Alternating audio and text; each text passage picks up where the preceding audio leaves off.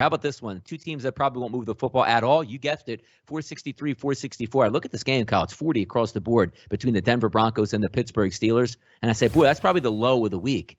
Not necessarily, because we're going to talk about a game that's even lower, and rightfully so.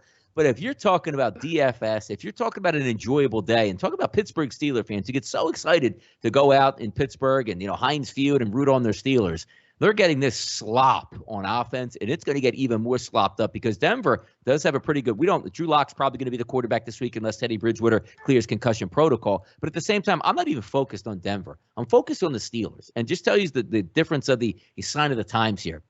Steelers favored by 1 against the Broncos, who might have Drew Lock starting at quarterback. That tells you how low this football team is and how bad at quarterback they are with Ben Roethlisberger. But here we are talking, Kyle, and I'm glad I'm no longer on the assumption like I got to take Pittsburgh or Pittsburgh's at home, they should rise up. They're so far off my radar for even being a possible play from a team total side or whatever perspective. But then again, I'm not taking Denver. If Teddy Bridgewater is not going to start at quarterback and Drew Lock is going to be there, because he can throw your defense three interceptions and the Steelers can hang around.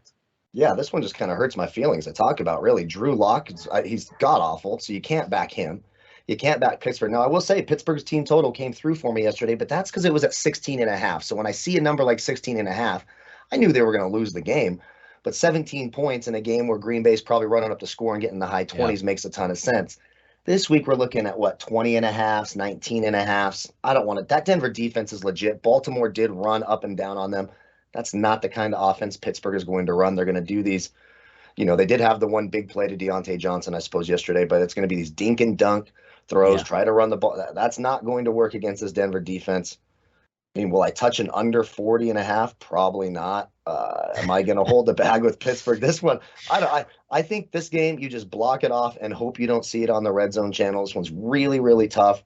If I'm picking a side here, the proverbial gun to the head.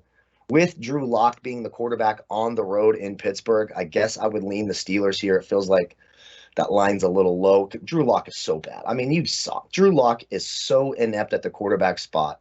He's going to be, next week, I'll probably have him ranked 30, near the bottom of starting quarterbacks going into next week. Slight lean to Pittsburgh here, but I don't like it. I'll tell you that. Also, another update coming out here. Brandon Sheriff is now going to miss 2 to 3 weeks with that MCL sprain. So there's an update on some key offensive linemen throughout the NFL.